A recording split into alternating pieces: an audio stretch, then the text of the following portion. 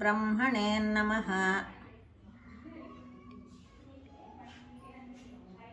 भगवद्गीता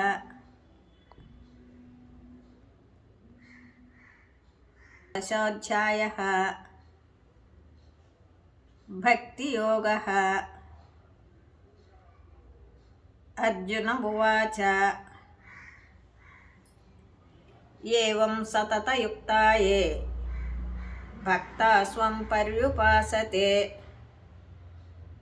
ये चाप्यक्षरमव्यक्तं तेषां के योगवित्तमाः।